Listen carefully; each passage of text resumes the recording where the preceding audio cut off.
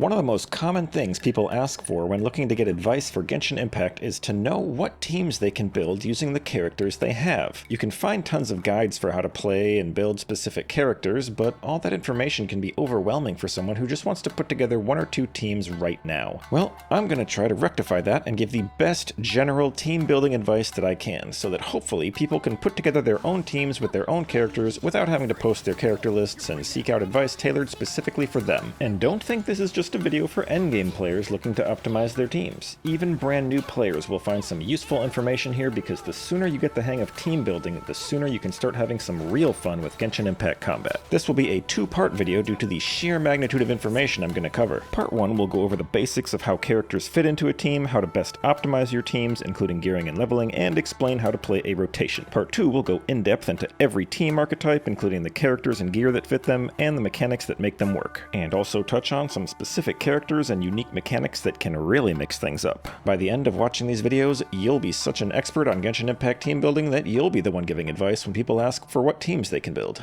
So let's lay the groundwork. Every character on the team will be there for some purpose, and it's important to know these purposes, or roles, in order to put together a team. We can pretty much divide all characters into two broad roles, on-fielder and off-fielder. Some characters can do both, but you'll usually pick one for them in a given team. Most teams will have 3 off-fielders who generally just swap in to cast their skill and or burst, then swap out, and one on-fielder who spends the most time as the active character. Though you could also have quick swap teams where multiple characters spend some time on field and you swap between them as needed. Usually these are teams with all off-fielders or one or more on-fielders who can do all their damage in a short time span, so there's no need to stay with one active character for most of the rotation.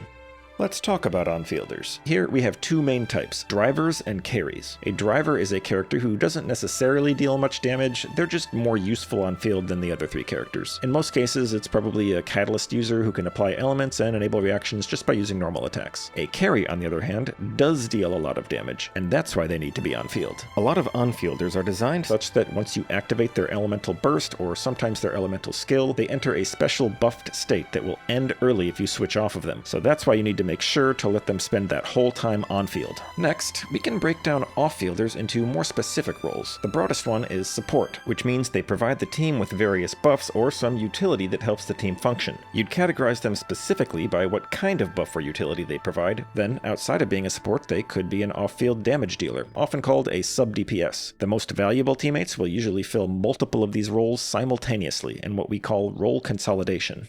Now let's dive into all those specific types of buffs and utilities, starting with stat buffs. Each character's talents will scale with one or more of the 4 main stats shown on the character screen. You can see which stat that is by checking skill attributes under talents. When reviewing which stat your character scales with, note that characters who don't scale with attack on their useful talents will probably still scale with attack on their normal attacks, but generally that just means you're never supposed to use their normal attacks. And lastly, some characters appear to scale with attack, but they actually get a massive bonus from another stat elsewhere in their kit, which actually incentivizes increasing that stat instead of attack. With all that in mind, all of those stats can be buffed by supports. Sometimes you can get percentage bonuses, and sometimes flat bonuses. As you can see from the formula, percentage bonuses only apply to the base stat, and flat bonuses are added in after that and are not affected by the percentage bonuses. Then, characters can have their damage increased directly, either by adding an amount to your damage or multiplying it by a percent. Whenever an ability says it adds a number to your damage or increases damage by a percent of some other stat, that's going to be additive base damage. Otherwise, an ability that provides some percent of damage bonus will multiply all of your damage. Most damage bonuses will specify an element or a type of attack that they buff, and all such bonuses that apply to the damage of your attack will be added together before getting multiplied into the damage calculation. However, note that general damage bonuses do not apply to transformative reactions. Those are calculated entirely separately and would only be buffed by a damage bonus that specifically names a transformative reaction that it is buffing. Next, enemies have resistance against various elements. For example, most enemies have 10% resistance to every element, which means only 90% of your damage gets through. If your team team provides resistance reduction, or res shred as we call it, that will decrease the enemy's res to increase your damage. You can even reduce enemy res below 0%, but doing so is only half as effective. For that reason, you generally don't want more than one good res shredder on your team, unless they provide you with more than just res shred. In a similar vein, an enemy's damage reduction from defense is a calculation based on your level and the enemy's level, and it results in higher level enemies taking less damage. Defense reduction, or def shred, counteracts the damage reduction an enemy receives due to this calculation. That said, it's pretty rare, so you don't really have many options when it comes to obtaining it. The best sources for it are constellations on some 5-star characters, so most people won't have access to them. You also have attacks that ignore defense, but it's a separate factor in the calculation, is more rare still, and only applies to a character's own attacks, so it's not a buff that can be shared. Then we have critical hits. Every attack has a chance to crit based on your crit rate, and if it does, the damage gets increased by your crit damage percent. Both of these stats can be buffed. When gearing your characters, you'll want to take all of the crit buffs you expect to have into account. Your average damage will be highest if your crit damage stat is double your crit rate stat, up until you hit the 100% crit rate cap, assuming you have a choice of which to increase. Finally, if your attack triggers an amplifying reaction like Vaporize or Melt, then it gets multiplied one last time based on the specific reaction and the character's elemental mastery. So in that case, buffs to your EM stat are also good. Note that EM does have diminishing returns, meaning that going from 0 to 200 is a much more significant damage increase than going from 800 to 1000, but it's still worth it if your character's damage depends entirely on their elemental mastery, such as with transformative reaction teams. When selecting supports, you need to pay attention to how long their buffs last. If a character's buff is super short, you'll need to activate it immediately before swapping to your on-fielder. If multiple characters have short buffs, then some of them are probably ending while you're still in the middle of attacking, so you might want to see if you have other options. However, now we need to mention snapshotting. Some abilities will effectively take a snapshot of your character's stats at the moment you cast the ability, and those stats are used to calculate that ability's damage for its entire duration. If your stats change while the ability is still happening, those changes will be ignored and the snapshotted stats are still used instead. Snapshotting exists to ensure that off-field DPS characters can retain buffs while they are off-field, because a lot of buffs only affect the active character. In practice, this means that you can use your off-field DPS talents at any point during your buffs, and they will retain said buffs for the whole duration of the talent. But it also means that you need to make sure not to use your off-field DPS talents before your buffs, or they will not be buffed at all. That said, some buffs can't be snapshotted and will alter the damage of a snapshotting ability even after it is cast. The general rule is that the stat buffs that show up on your character details are the ones that get snapshotted, and any other kind of buff is instead checked on each hit. However, damage bonus buffs that apply to all damage are an exception. Some of those get snapshotted and some don't, even though none of them are shown in your character details. Damage bonuses that you are meant to be able to retain indefinitely can generally be snapshotted. Then, of course, damage bonuses that depend on the enemy that you are hitting cannot be snapshotted. Otherwise, damage bonuses that are designed to change over time or that have special conditions that deactivate them, which apply even to off-fielders, generally cannot be snapshotted. Lastly, when a buff says you need to do something to activate it, that pretty much always means the character has to be on-field in order to activate it, unless the effect specifically says otherwise. But once you do, you can swap out and the buff will last as long as it lasts.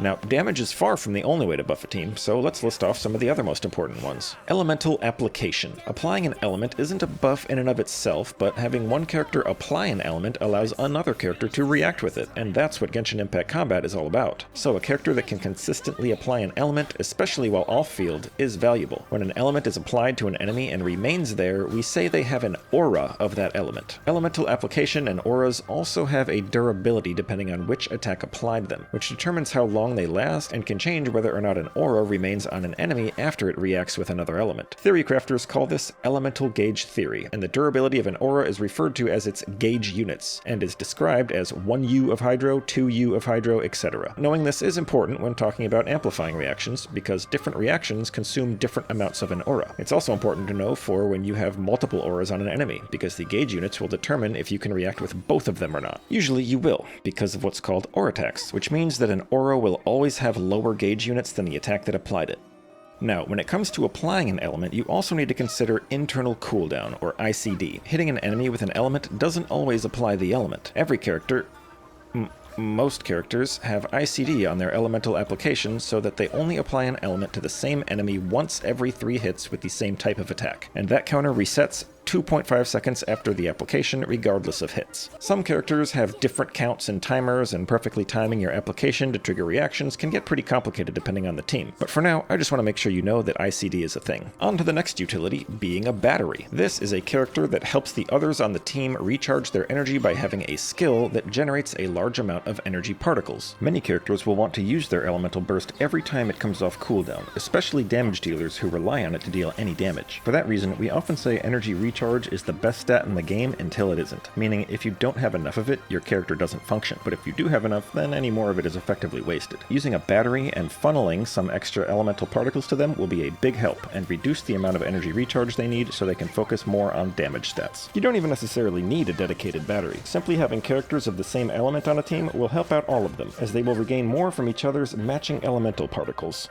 Grouping. The game likes to spread the enemies out, and several characters have the ability to pull them all back together. Since the vast majority of attacks in the game have at least a small area of effect, or AoE, the closer the enemies are together, the more you'll be able to hit them all at once with more attacks. So for enemies that can be grouped, grouping is highly valuable. Shielding, or more importantly, interruption resistance. A lot of the time you can just dodge to avoid damage, but sometimes you actually can't. Some characters have their DPS drop into the abyss if their attacks get interrupted for any reason, whether it's from getting hit out of their attack or dodging that hit. That's where shields and other forms of interruption resistance come in handy. You can also have % damage reduction that provides interruption resistance, or even just interruption resistance without any form of damage reduction. Lastly, healing. Healing in and of itself isn't a buff, but some characters and teams highly incentivize you to have a healer. The most prominent examples being Farina, who drains your team's HP, Bloom teams where your own exploding dendro cores will damage you, and any team that utilizes burning, which will damage you if you are too close to the enemy. There are a couple other things that a character can do to buff a team, but they are so specific that I will cover them when I talk about team archetypes in part 2.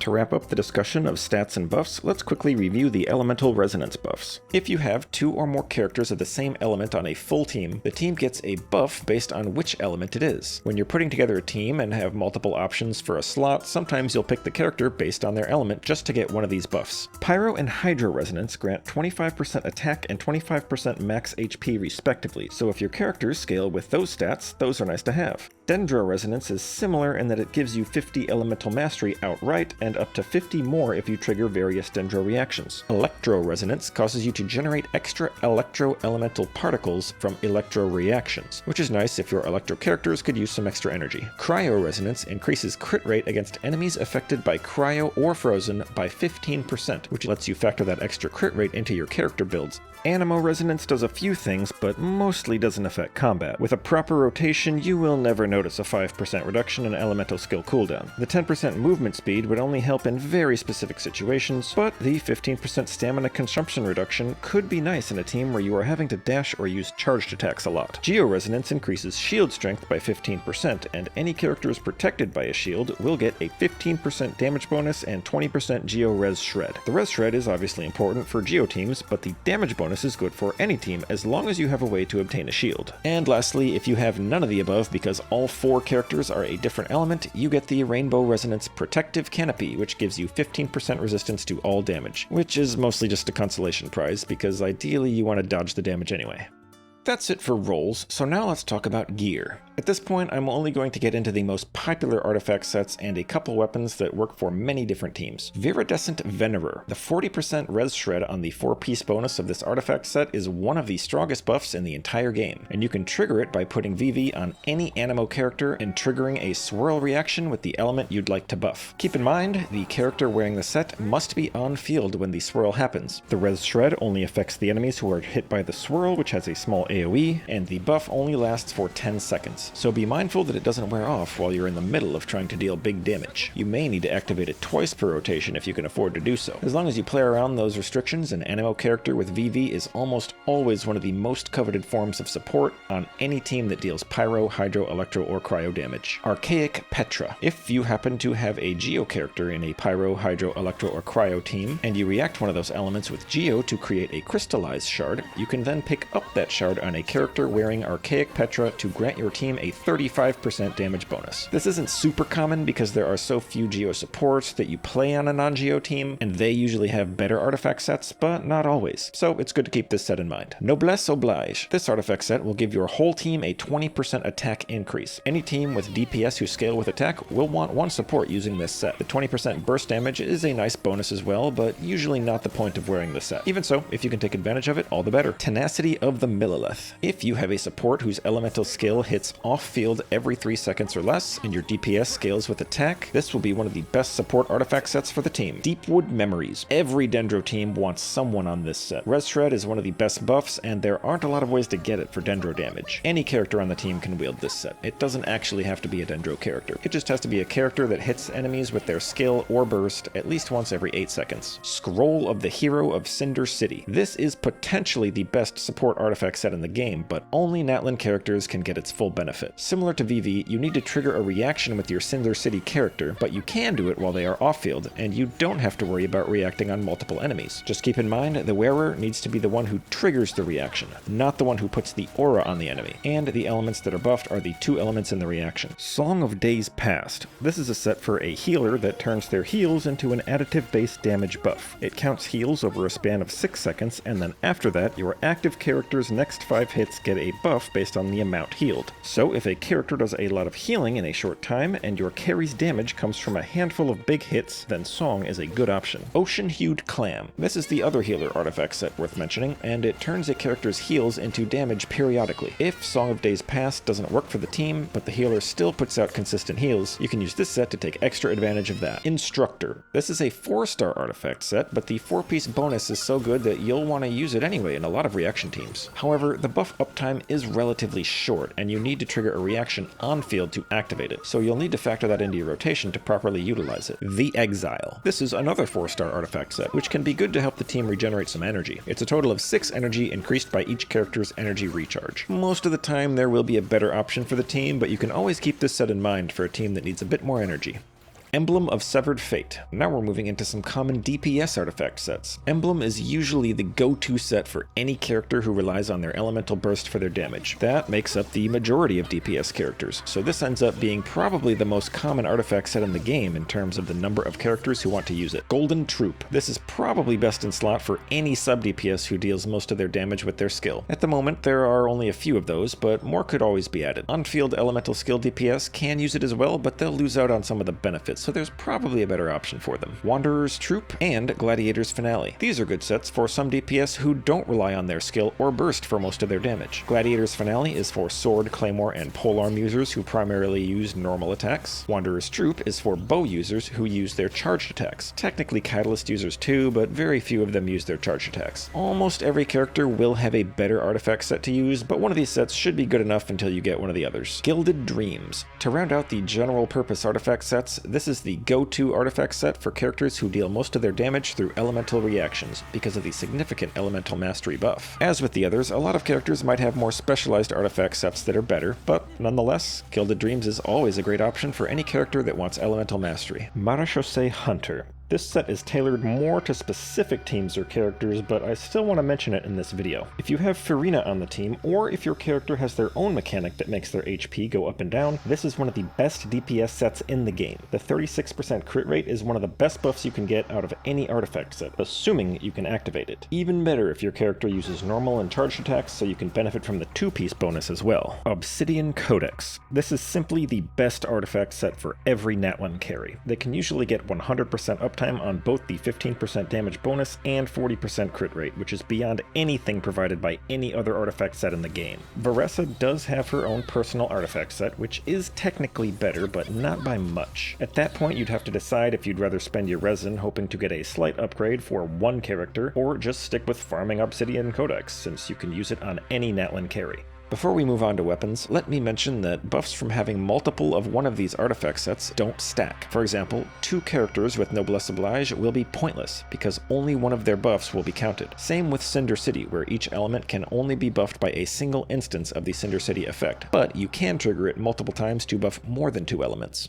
The Favonius weapons. Jumping into the support weapons, let's start with the Favonius weapon series. There is one of every weapon type and they all do the same thing. When the wielder lands a crit hit while they are on field, there's a chance to generate a bunch of energy particles. You can then swap to a different character to collect those particles, and thus any character with Fav can function as a battery. This will reduce the amount of energy recharge you need on characters who are on teams with Fav, and you can put as many Favs on the team as you want. Thrilling Tales of Dragon Slayers. This is a 3-star catalyst that gives a huge attack percent bonus to one character on the team. If your carry scales with attack and one of your supports wields a catalyst, you probably want this weapon on that support. Then, you make sure to only swap to that support right before you swap to your carry, and now your carry has a 48% attack bonus for the next 10 seconds. Those are the two I wanted to mention specifically. Outside of that, your weapon choice will come down to what stats or what passive effect the weapon provides. As you can see by comparing these 3-star weapons with these 5 stars that have the same secondary stat, the higher the rarity of a weapon, the higher overall stats it will have. Also note that every weapon has some amount of base attack, and the more base attack it has at a given level, the less secondary stat it will have. There are different amounts of base attack a weapon will have, as shown here. The amount of secondary stat they have will then depend on what that stat is. But per these examples, any 5-star weapon with crit rate will match the stats of one shown here. Likewise with any 4-star weapon with attack percent. For characters who scale with attack, having the highest base attack might actually be more important than the other stats on the weapon. Then there's the passive effect. If you can find a weapon with a passive that helps your character or the team, that is of course optimal, but you might not always be able to, and instead you might just have to settle for a good secondary stat. Some passives require you to do specific things in order to activate them, so if you're planning on using one, make sure you can actually obtain it. And in some cases a character's stats might be largely irrelevant, so having a weapon passive that supports the team is all you care about.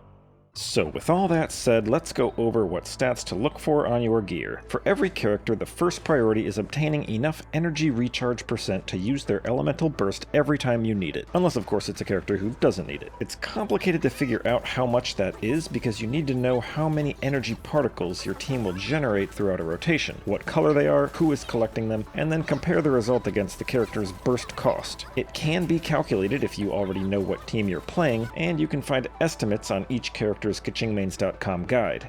But short of that, you could always just feel it out. If you find your character doesn't have enough energy for their burst when you are wanting to use it, then either they need more energy recharge or the team needs to generate more energy particles. Ideally, you want to get all of your energy recharge from your artifact substats, but a lot of characters might need to use a Sans artifact with the ER main stat, a weapon with ER secondary stat, or maybe even both. For DPS characters, your next priority is generally crit rate and crit damage, because those are the hardest to come by, so you usually want to get them wherever you can. As I explained in an earlier section, a 1-to-2 crit rate to crit damage ratio will result in the highest average damage. However, a support character using Fav will want a decent crit rate without crit damage because Fav relies on crit hits to generate energy. Next, DPS will want damage percent of their elemental damage type. Usually you just get this from your goblet artifact, or your weapon if you're playing physical for some reason. Alternatively, if you are getting tons of damage percent bonus from your supports and other buffs, and not very much of your character's scaling stat, then a goblet with your scaling stat might be better. Speaking of scaling stats, those are your next priority. For both DPS and supports, this is whatever stat their talents scale with. Percent bonuses are better than flat bonuses for attack, HP, and defense because they will result in a bigger increase for the same amount of investment. The wild card is Elemental Mastery, because its importance depends on which reactions your character is triggering. If they aren't going to trigger reactions, or only trigger a non-damaging reaction like Freeze, then you don't want any Elemental Mastery. Otherwise, if they consistently trigger Melt or Vaporize, you'll want a good amount of EM, usually somewhere between 200 to 300, with an EM Sans artifact. If they aggravate or spread, they can get by with less, and an EM Sans artifact isn't necessarily better than their scaling stat. Lastly, there's the transformative reactions. If you're relying on one of them for your damage, you'll usually just have one character triggering the reaction of your choice, and that character should have as much elemental mastery as possible. No other stat matters, except energy recharge if they need their burst to trigger the reactions. Alternatively, you might be mixing some transformative reactions with normal talent damage, in which case you can build some EM on any characters triggering the reactions. How much will depend on how much damage you're actually expecting to get out of the reaction, which in turn depends on which team archetype you're playing, and that's going to be covered in the next video. Either way, leveling the triggering character to 90 will be way more significant than how much EM they have, and I'll explain that more at the end of this video. Near the beginning, we went over how all of your stats factor into your damage, but let's revisit that now to talk about how much of each stat you want. Keep in mind this factors in both your gear and the buffs you're getting from supports. Assuming you have the ability to swap one stat for another without a major impact to your other stats, you will get the highest damage if you balance the factors to be equal. That's why you'll sometimes hear people say, you have too much of this stat. It's not because there's some soft cap on the stat, it's because you're probably neglecting your other stats which are just as important. That said, it is of course more complicated than that in practical situations. Neither flat stat bonuses nor additive-based damage will be multiplied by stat percent increases, so if you are utilizing those buffs, then stat percent buffs become less valuable. And the amplifying reaction buff only matters if you're triggering such reactions, so you'll also need to consider how often your character is actually doing that. So if you really want to optimize your damage, you'll have to run the numbers yourself, or use a website like Genshin Optimizer. Alright, so that was a massive information dump. Let's discuss how to apply it and actually build a team. For this video, we'll keep it simple and focus on building a team with 1 carry and 3 off-fielders. So, a good first step is picking your carry. What makes a good carry is somewhat complicated. You want them to have high talent multipliers for their damage and good elemental application for triggering reactions. But this can vary based on what supports you're using. Unless you're trying to full clear the endgame, you'll be fine just picking your favorite character and going from there. Then, the first kind of support you want is a res shredder, because getting rid of the 10% res that most enemies have is one of the most important ways to increase your damage. If your carry is going to deal pyro, hydro, electro, or cryo damage, then an animo support with Viridescent Venerer who triggers a swirl reaction with one of those elements is going to be your go-to res shred. If you have Shilonin, she's also a great res shredder of those elements, as well as Geo. For other elements and options, take a look at the overlay and see which of these options you have. For best results, you'll want a res shredder who provides more than just res shred. For example, if you want a shielder and you have Zhongli, he provides one of the best shields in the game and shreds every element. Then you probably want some off-field elemental application with which your carry can react. I hate to say this again, but we'll be doing a deep dive into all that in part 2. For now though, I'll just show this chart. You'll probably want to pick just one of these reactions and make sure you have application for the associated elements. If you're feeling bold, you could have a multiple reaction team, since electrocharged, frozen, quicken, and burning all allow for multiple auras being on the enemy at the same time, and you can potentially react with all auras at once. And as before, if the character fills more roles than just applying an element, all the better. Usually this team slot is a good place to fit in some extra off-field DPS. Outside of that, you'll just want to find the biggest damage bonus buffs you have access to, as well as buffs to your carry's main stat, which in most cases will be attack. And if it is attack, Bennett is pretty much the best support in the game, so keep that in mind. If your carry is vulnerable to being interrupted, you'll want a shielder or some other interruption resistance. If you play Farina or otherwise expect to be taking damage, you'll want a healer. You'll want to try to find characters who fill in as many of these roles that you need as possible. So, let's put on a demonstration of everything we just talked about, build an interesting team, and go through the basics of a rotation. A rotation is the order that you cycle through your characters and what abilities you use on them, and usually you can do the same thing every time you play that team, and you just do it over and over again until the enemies are all defeated. Genshin Impact so far is easy enough that there really aren't many enemies that will challenge you into dynamically changing your rotation mid-combat to deal with mechanics, and if there are, you generally just come up with a custom rotation just for that enemy and do that every time. So 90% of playing the game just comes down to figuring out a good rotation for your team and sticking to it. Let's start with some tips that apply to nearly any rotation. First, 2 things we already covered, funneling and snapshotting, but I want to reiterate them in this section since they are based on your rotations. Usually your supports will swap in, cast some combination of their skill and burst, and then swap to the next character. If you want the character to pick up their own particles, you skill and then burst, and they'll pick up the particles during their burst animation. If you want to funnel, you burst and then skill. Then when you swap, the next character will just naturally collect those particles. Certain characters might stray from that convention, such as if you don't want to use their burst every rotation, but that's the gist of it. Then for snapshotting, you just need to make sure that any characters who snapshot are swapped in later in the rotation after your other supports activate their buffs. Next, animation canceling. Some attack animations are longer than they need to be. The part of the animation after it's already done its job is called end lag. You can animation cancel end lag by doing a number of other actions, often dashing or jumping, or sometimes even just walking, rather than just spamming the attack button, which puts you at the mercy of end lag. You can also use it to reset an attack string if you don't want to do the later attacks. Thirdly, openers and rotation variation, which is a fancy way of saying that sometimes you can't just do the same abilities in the same order every time. You might have an opener which is required to set up the first rotation that you never need to do again, or you might not be able to repeat the exact same rotation the second time around as the first if, for example, ability cooldowns or energy generation don't quite match up across all your characters. Now let's break down an example team. Let's say we want to play Yoimiya. Yoimiya is a carry who buffs herself to infuse all her attacks with Pyro, and her full attack pattern results in Pyro application on her final big hit. That means she benefits a lot from being able to trigger Vaporize or Melt on that hit, as well as having interruption resistance to allow her to actually complete her attack pattern without being interrupted. And her damage is exclusively through normal attacks, so she benefits from both Pyro and normal attack damage bonus. For gear, I've got her on R5 Rust, which is one of her best 4-star options because of her focus on normal attacks. And she's wearing Shimenawa's Reminiscence, an artifact set designed specifically for her because she never uses her elemental burst, so always has energy, and always starts her DPS window with her elemental skill. Next, let's use Xingqiu, who will guarantee a Hydro Aura for Vaporize and give us interruption resistance, as well as a fair amount of off-field damage. To that end, he's wearing Emblem of Severed Fate to increase his damage. I've also got him on Fav for the extra energy, because both he and the next character require a lot of it. For me, that's Yunjin, because she buffs normal attacks and grants additive base damage, which is fun. And because of her energy requirements, I've also got her on Fav.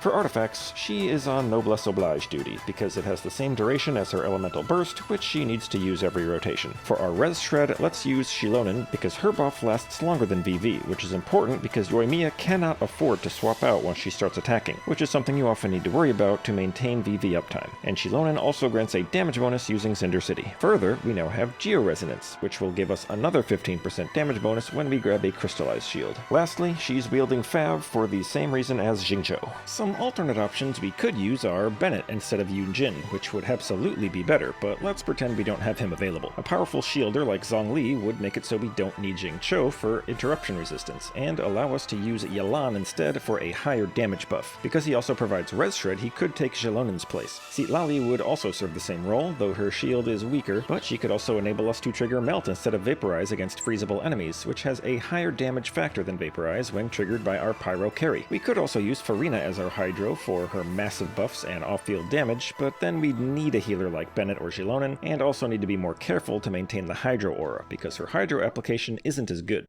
Now for the rotation. First, take stock of all the buffs you want to get from your supports and make sure you are actually triggering them and try to maximize the time that your carry will have them. We start by charge-shotting the boss to apply Pyro because Shilonen needs to react with that Pyro aura to activate Cinder City. We then attack twice to max out her Night Soul points, activating her Res Shred buff. Ideally, we want to get through this as fast as possible so that if she generates elemental particles from Fav, the next character can pick them up, since she doesn't need them. And the next character is Xingqiu, with whom we use his skill and then burst, so that he can pick up his own elemental particles during his burst animation, giving back some of the energy we just spent, and then a quick normal attack to proc the burst. We started the rotation with those two because they have the longest lasting buffs at 15 seconds. Next, we swap to Yunjin, who does skill into burst to activate all of her buffs, which all last 12 seconds. Also note that we've generated and collected a crystallized shard, giving us a shield, which matters because the two Geo characters on the team are giving us Geo Resonance, which, as we mentioned, gives you a 15% damage bonus while your character is shielded. Finally, we are on our carry Yoimiya, who activates her skill to buff her attacks and begins spamming normal attacks. From here, Xingqiu's burst virtually guarantees that the enemy will always have a Hydro Aura, allowing Yoimiya to vaporize. Yoimiya's internal cooldown causes her to only apply Pyro and react on her 1st, 4th, and 7th arrows, with the 7th being her biggest hit that does the most damage. And because the attack string takes just under 2.5 seconds, the ICD resets after the 7th hit so that you're ready to apply Pyro again at the start of the next attack string. This precise timing is why Yoimiya is one of the characters who often needs to be played with interruption resistance, because if you break her combo, that will not only stop you from getting to her big 7th arrow, but also throw off the timing of your elemental application and ruin the rest of your rotation. But now let's talk about the second rotation. After 3 attack strings, Yoimiya's buff wears off, and there's no point in attacking further. Yunjin's attack speed buff lets you get one more Vaporize in, but beyond that, Yoimiya will just be doing useless physical damage. Some teams will work just fine if you simply rinse and repeat from the top of the rotation, but that's not the case here. We need Zhelonen to react with Pyro at the start, but Xingqiu's extreme Hydro application makes that impossible. My best idea for getting around this with as little opportunity cost as possible is to use Yoimiya's burst and then take the rotation from the top, including the full charged attack, so that it applies Pyro twice. That, combined with the application from her burst proc, should clear the Hydro aura and leave Zhelonen a Pyro aura to react with. To finish off this video, let's talk about the last character building decision that I haven't mentioned yet, character level and talent levels. It would be easy to say, of course, just level every character to 90 and all their talents to 10, but the amount of resin it would cost to farm all the resources for that for every character would take literally years to obtain. As such, you'll need to prioritize which characters benefit the most from being level 90, and know which talents they actually use. At this point, you'd want to consult kachingmains.com for each character's guide for the best advice, but I'll do my best to give you some general rules so you might not have to. For characters you play, getting them to level 80 and ascending them to phase 6 is almost always desired because that gives them the final increase to their ascension stat. The decision is whether they can stay at level 80 or are they worth the resources to go all the way to 90. For damage dealers, there are two factors that increase with your level. One is your base stats. From the last 10 levels, you get an increase of about 7.5% to the character's base max HP, attack, and defense. That said, attack has a number of additive increases after that which don't increase,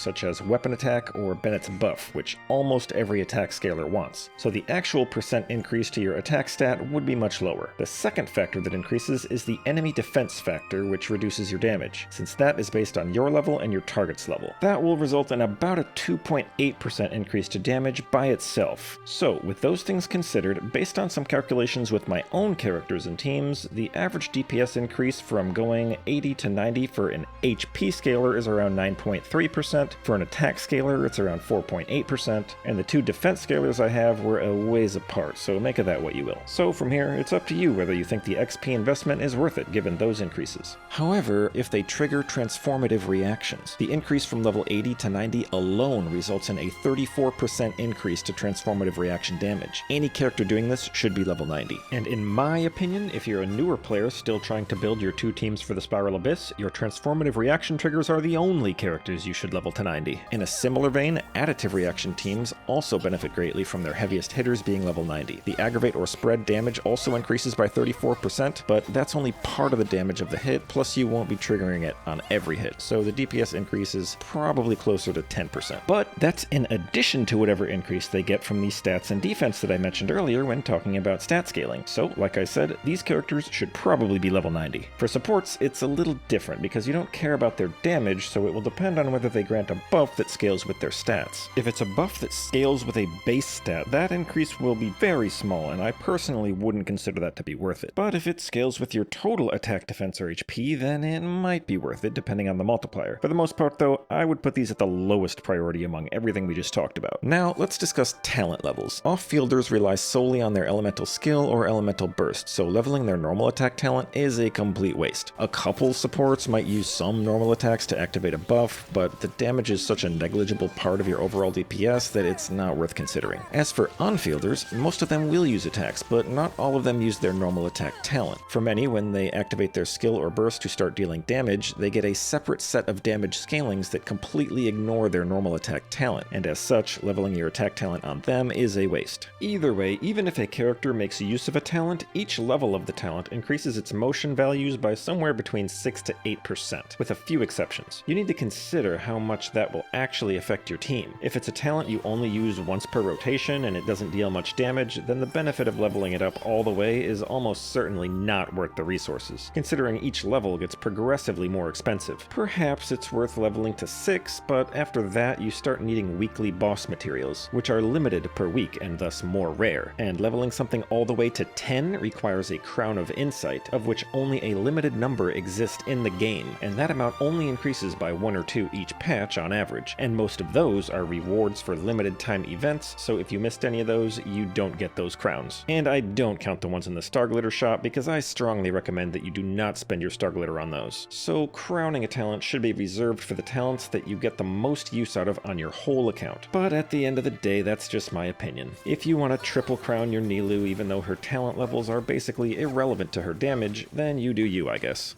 That about covers it for general advice that I can give without diving into specific teams, so that concludes part 1. In part 2, I'm going to go through almost every single team archetype that you can build, tell you how they work, how to build them, and give you some tips on how to play them. If you're watching this before it's out, feel free to post any recommendations that you'd like to see and I might be able to incorporate them. Even if it's already out, post them anyway, and your comments might be helpful to other players. In any case, I'd love it if you subscribe to see when the next video pops up, as well as any other future Genshin videos. Thanks for watching!